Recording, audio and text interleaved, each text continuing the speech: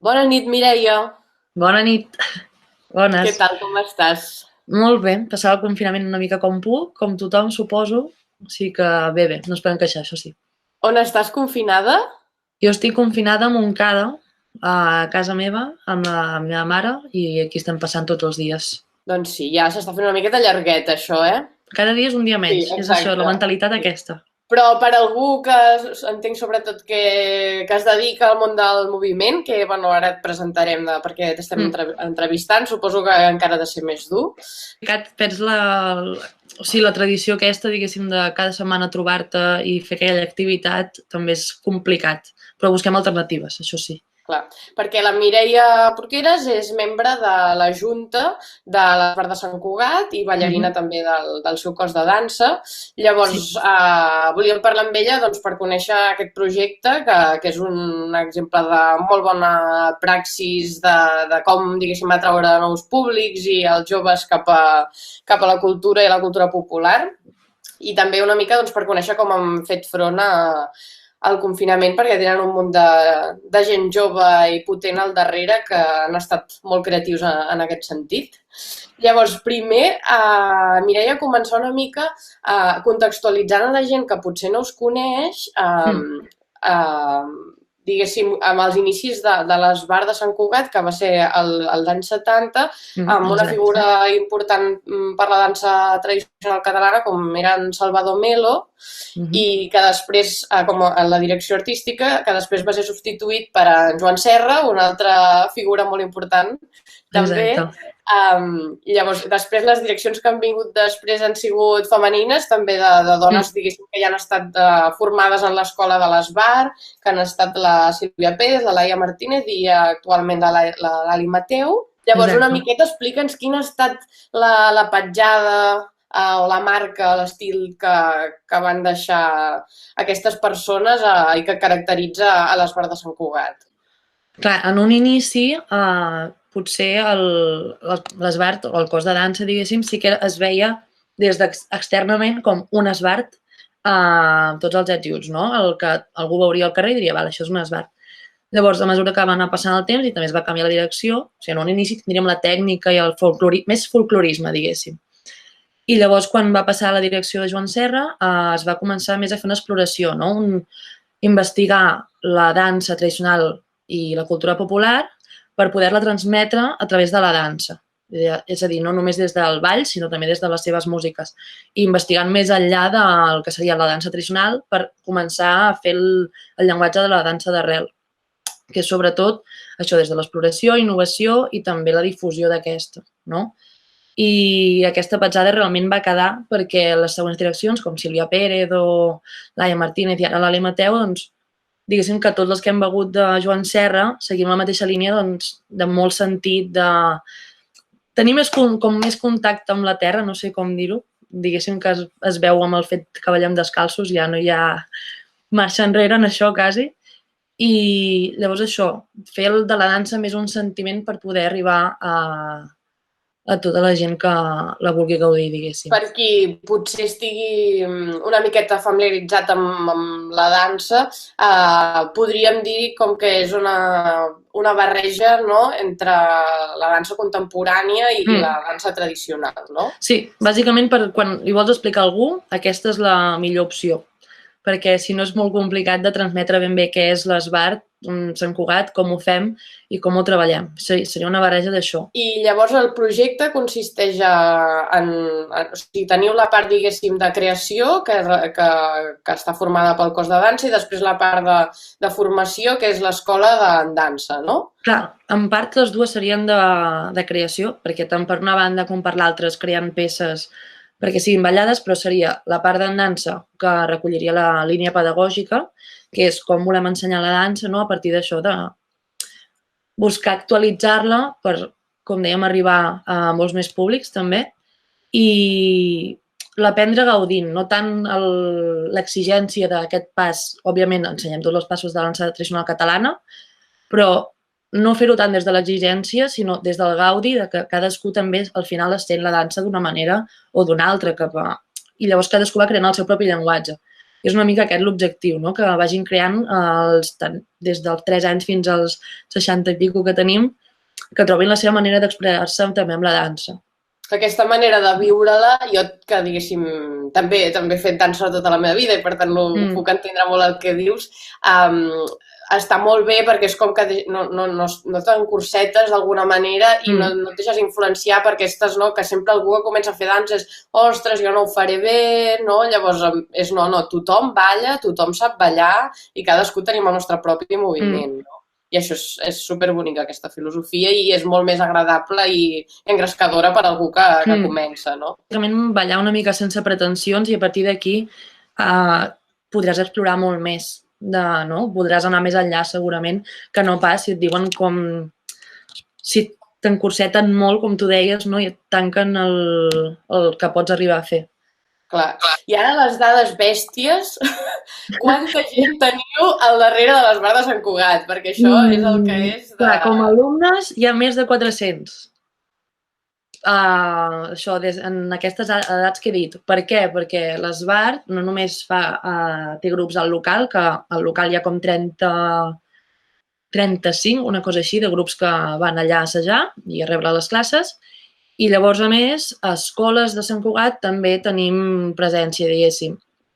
Llavors, allà també es comença a fer dansa tradicional i també, en part, és una manera d'arribar als més petits, més que res perquè sovint els extraescolars a les escoles tenen molta sortida a Sant Cugat i és una manera de conèixer l'Esbart i, mica en mica, potser, si es van engrescant, passen ja a l'escola. Em saps dir aproximadament quina és la franja d'edat on teniu més alumnat? No t'ho sabria dir, però acostuma a ser de primària, diguéssim, perquè hi ha diferents grups. I, clar, també, quan fem espectacle de final de curs, per exemple, s'uneixen totes les escoles i també els grups de l'Esbart. Llavors, allà passen moltíssims nens i nenes per dalt de l'escenari. I la franja d'adolescència la cobriu, per això? O sigui, teniu de totes les edats? Per exemple, tenim el grup de juvenils i el grup de juvenils també és molt nombrós. Hi ha hagut etapes de tot, diguéssim, etapes on eren 8, potser, alumnes, però ara mateix estem també amb un nombre molt més gran en el que potser ja no si arriba més gent ja no hi cabrien al final a la sala, fins i tot. Són moltíssims. Sí. I quina creus que és la fórmula per enganxar la gent jove? Perquè això és tot un hàndicap, no? Perquè, vull dir, els joves al final, diguéssim, és difícil pescar-los, però per què no? O s'ho fan ells a la seva manera, que és també el que és propi d'aquella etapa de la vida, no? Però si no, és difícil. Vull dir, què creus que sabeu fer bé? A mesura que han anat passant els anys, s'ha anat agafant la pràctica de saber com hem de, pedagògicament, saber com s'ha d'actuar amb els adolescents, no? Sabem què els engresca, què no. I a més també des de l'Esbart, com que en part potser sona una tonteria, però no fem cançons que siguin típicament tradicionals, sinó que podem ballar fins i tot la iaia, podem ballar Joan Miquel Oliver, o sigui, fem una mica diverses cançons que s'allunyen d'allò que pot ser tradicional, però si no deixen de ser d'aquí, llavors potser també ho reben d'una manera diferent. O sigui, el punt aquest que vosaltres també us caracteritza una miqueta d'innovar dintre la tradició, creus que és una cosa que enganxa? Sí, més que res perquè és una cosa que no es veu sovint, en el sentit que tu vas a un Esbart i potser ja saps que faràs dansa tradicional. Però si vas a l'Esbart Sant Cugat saps que faràs dansa tradicional perquè la base l'has de tenir, o sigui, és des d'on aprenem i al final és on podem fer la base per anar més enllà, com deia abans. Però saps que alguna cosa diferent segurament es farà. I llavors també hi ha la part que als adolescents també se'ls deixa crear. O sigui, quan...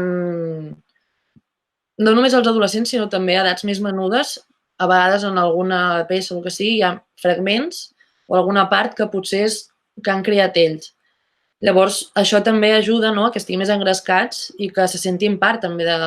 Clar, segurament això és bastant la clau perquè al final el que agrada en aquesta etapa de la vida és tu prendre de les teves pròpies decisions, no? I llavors si doneu aquest punt de llibertat creativa ha de ser genial, clar. I ara durant el confinament com us ho heu fet? De quina manera us ha afectat?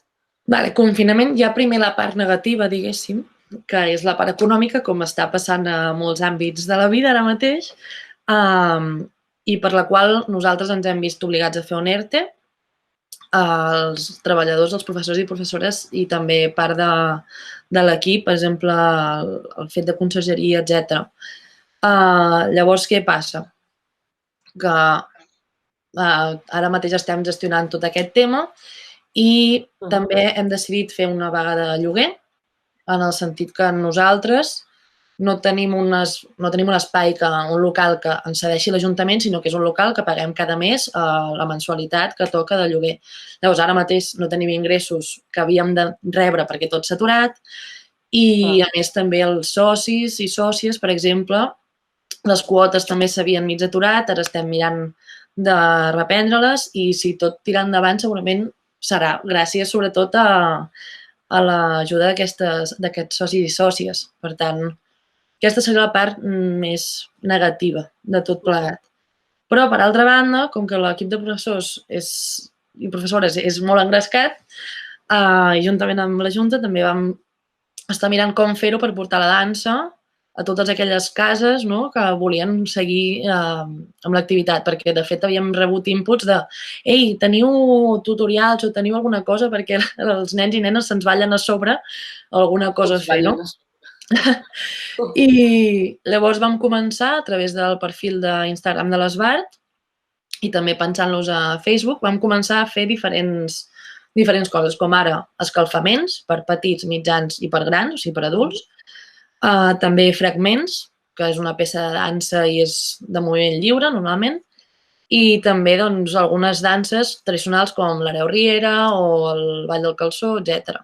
Coses així.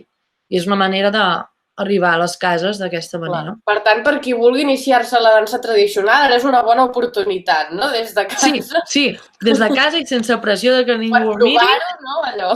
Exacte. Tenim els tutorials de danses molt fàcils i que a més es poden adaptar també al nombre de persones que hi hagin a casa perquè no sabem quanta gent hi ha a cadascuna d'aquestes llars, vull dir que... Clar, genial, doncs animem des d'aquí a tothom que vulgui provar, escolta'm, que aprofiti i segueixi les xarxes i miri els tutorials. I per acabar, Mireia, esteu preparant ara alguna creació nova? Clar, estàvem preparant l'espectacle cada any per Festa Major a Sant Cugat, fem la preestrena d'algun espectacle des de Cos de Dansa. I teníem de fet, encara hi és un projecte encaminat, però ara mateix tot s'ha aturat perquè no es poden fer assajos i la Festa Major és a finals de juny. O sigui que ara mateix està tot bastant a l'expectativa, però és un projecte que no cau, sinó que es manté i que segueix treballant per portar-lo a terme, si no és ara, doncs quan es pugui fer, no? I també des de l'escola de dansa, des d'en dansa, al final de curs de l'escola, que és a principis de juny, doncs estem bastant igual, que no podem fer assajos i, per tant, s'ha quedat tot bastant aturat a expenses de què pugui passar o què no. Clar. Molt bé, Mireia, doncs esperem que no trieu gaire a poder estrenar aquest espectacle nou, tant de bo sigui per Festa Major, i si no és per Festa Major, doncs això, que sigui tan aviat com sigui possible i el fi de curs de l'escola també. I moltíssimes gràcies per compartir el vostre projecte amb nosaltres, aquí al Virus Popular. A vosaltres. I res, molta sort i a ballar, a ballar des de casa, que no pari el moviment. Exacte. Bon confinament, doncs, que vagi molt bé. Igualment.